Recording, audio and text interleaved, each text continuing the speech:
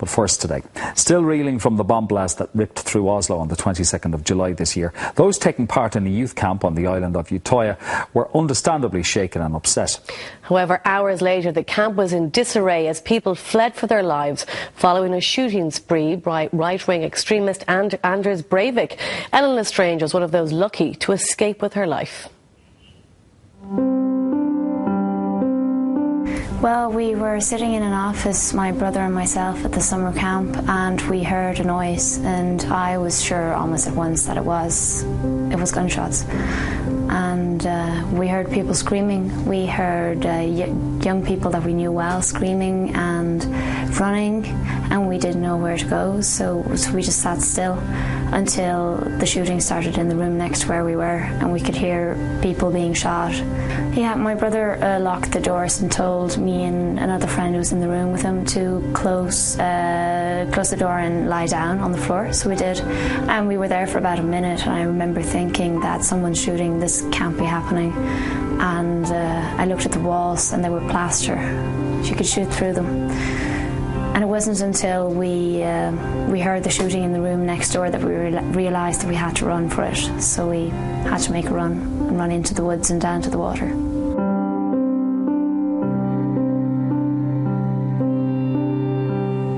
And Ellen joins us now on the morning show. You're very welcome to the programme. Thank you. And thank you for taking the time to come in and talk to us. And there's a particular reason why you're here in Ireland. We'll talk about that in a little while. But take us back to that weekend, because I would imagine that this is something that you had done before, and it was quite a joyful time. It was summer holidays, it was July. What was the atmosphere like around the camp before this awful thing happened?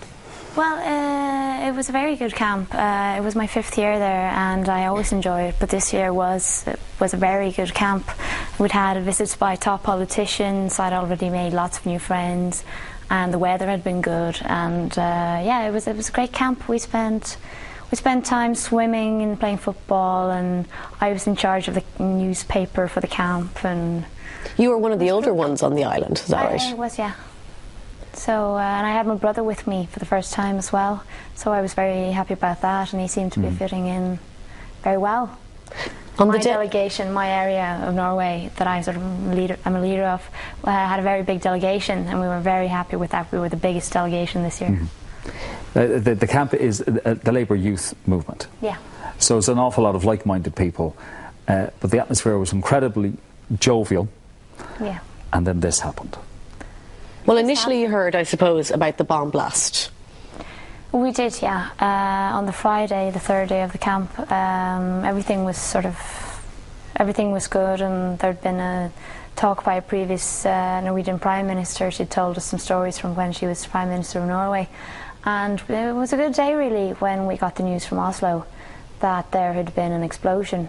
I remember I was sitting in this office where I made the newspaper, and one of my friends came running in, and he said, give me the news, because we had internet in that room. And I remember thinking that he was making an awful fuss about this, and then I saw that there were pictures from the Prime Minister's office in Oslo, and there'd been a huge explosion. So we just started walking around the camp, the older ones, and talk to people and check if they knew. And they did know fairly fast. Everyone knew, and people were crying, they were scared. And sort of the rumours were starting that this was Al-Qaeda, and this was it now, and this was terrorism. So the older ones, we were saying it could be anything. It could be a gas explosion. And that wasn't true, because I knew very well that there's no gas that can explode in this area. But we just tried really hard to keep people calm.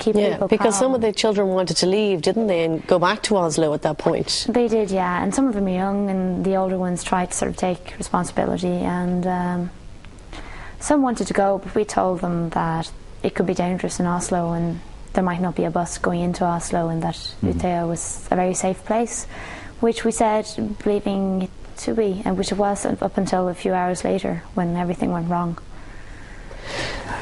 Your brother thought at first that somebody had let off firecrackers, or there was somebody pulling off some kind of a joke. I kind of hoped for the same thing when I heard the sound, but the first thing I thought was that was gunshots.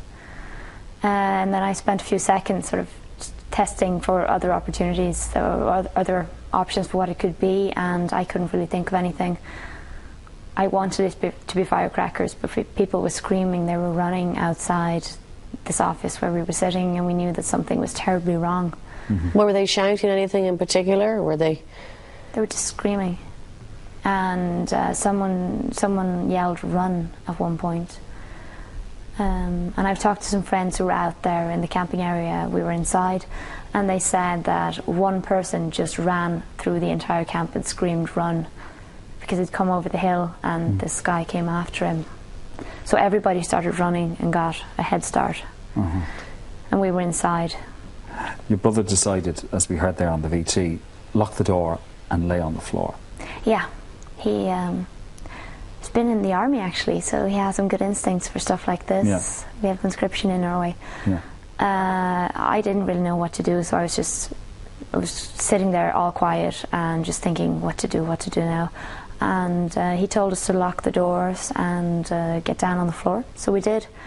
And there were just the two of us and one more person in this room, and it's a quite small room, but it has a separate entrance out into the camping area. And I don't know what we would have done if it hadn't been for the fact that this man who was shooting went into the room next door to us. That was enough to send you guys out at that point? Well, the sounds of what happened in there, they were very, very, very bad. We could clearly hear that there was... People were being shot. People were being shot, and they were screaming, they were running, and we understood that it was right next door. There was a thin plaster wall between us and this.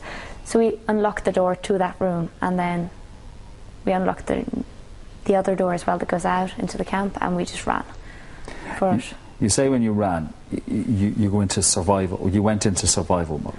I did, yeah. I was hardly able to think for that entire time that I was on the island. I was just so terrified that it's hard to explain actually how scared I was. But I must have run so fast as well. I must have flown down the hills there. And I remember going back to the island where I thought I had run through some tall grass. It turned out to be really, really thorny bushes. So, and I couldn't get through there when I was there the second time, so I must have just run straight through it and not noticed. Yeah. My legs were all bruised and everything. Like many people, you ran for the water. I did, yeah. And got in to swim away, but you turned back then, it was so cold. Yeah, I got into the water. I asked my brother how many bullets are there in a weapon, and he said that there's no limit to that. So we decided we had to swim, and we ran down to the water, and I ran straight into the water and just threw my mobile phone and everything away. I didn't need that. But then my brother told me that this was too cold and I had to come back because it was dangerous. Now we're used to swimming in cold water in Norway, but this was was worse than... But by the time you swam ashore, there were more people on the shoreline. Yeah, they'd been there all the time, I think. I just hadn't seen them. But we were group hiding there. I remember that people had very, very, very strange expressions on their faces. They had huge eyes and they looked just shocked, and nobody was saying a word. And everyone was just looking around and listening for sounds, and nobody was talking. I knew a few of the people there well, and there was just no recognition in their eyes. People started waving at you frantically. You took that as an indication he's coming towards us. Well, I never knew this actually. I've discovered this afterwards. All I know was that we were sitting there at the edge of the water, a group of us, and all of a sudden the people nearest to me are throwing themselves in the water at great speed and running out into the water, and I didn't stop to check what was going on. I just ran into the water and swam, and it wasn't until about 50 metres later that I discovered that my brother and all the other people I'd been with were still on the shore. Okay. So... did you hear bullets at this stage? We heard bullets being fired all the time, but they were... into the water, or...? No, he wasn't where we were, but he can't possibly have been more than 400 metres away at any point in time. So they were further away than they had been. But they were coming closer, and when I was in the water, I just decided that I'm not staying on the land here. I'm just going to try to swim for it. So I was one of the first people in the first group that swam, which obviously means that we weren't sure that this was possible. But we swam, and we adrenaline got you there, I imagine. In the end, you just I never noticed that the water was cold until I was about halfway over. Your brother, he swam across as well. He did, but he didn't start swimming until about 10 minutes after I left, I think. But he's a faster swimmer than me, so he caught up with us fairly fast. He recalls that he looked back and he could see a silhouette on the shore. Yeah. He swam when the person who did this arrived, while I swam a while before that, so I was lucky I never saw him. So we just swam basically across, and I looked back a few times, and I saw shots being fired at the boat, and I remember seeing this huge orange cloud at one point that was just hovering over the island. I couldn't figure out what that was, so I just decided that I was going to look forward instead. And I did think I was going to get shot in the water, but it turned out that he was firing shots a lot closer to land than where I was. Yeah. You did escape, and you're here today to tell the tale. How are you today? How are you sleeping well at night? Is this coming back to you all the time? Well, by any standard, I'm not doing that well, but having been through this, I think I'm doing pretty well. I go to school, I try to study, I'm still active in the Labour Youth, I do a lot of things there, I spend time with friends, I can laugh, I can have very good days, but like everyone else, I have sleeping problems, I have no appetite, I'm very scared of loud sounds, sudden sounds, and I can get very scared from things that happen. Well, this is something that only happened recently as well, and this is something that you're trying to cope with and trying to deal with. The actions of this man they were racist actions. Yeah. And you're here in Ireland, and you're here to help in the fight against racism. I am. I was very glad to get an invitation to visit an event by an organisation called Show Racism the Red Card. They work with young people in schools, and they work with sports, sort of football players. And when I was invited to this, I had to check for 5 minutes what this was, and then I said yes, I'd love to do that, because ultimately, to me, this can never make sense. What happened to me is just sort of the terrible thing that happened. There's no reason for it. But if I can in any way do anything to make anything better, to make anything good come out of this, then I would gladly do that. And if I could, by coming here, help an organisation do important work, then of course I would. And racism is a problem even when people are racists and don't shoot people. It's a problem with non-violent racism as well. Well, what happened and what you experienced is something that we would never want any of our children to go through, or would never want to go through ourselves.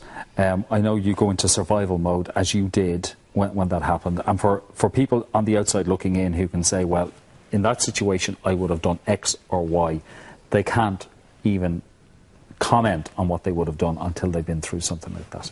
We wish you well with your recovery. We thank you for coming to Ireland. You will have noticed Ellen's very obvious Dublin accent, because there's an Irish connection. Your dad is from Sutton, and he's been living in Norway for a lot of years. But we thank you for making the journey to talk to us today, and thank you. And we wish you good luck in the future. Thanks so much.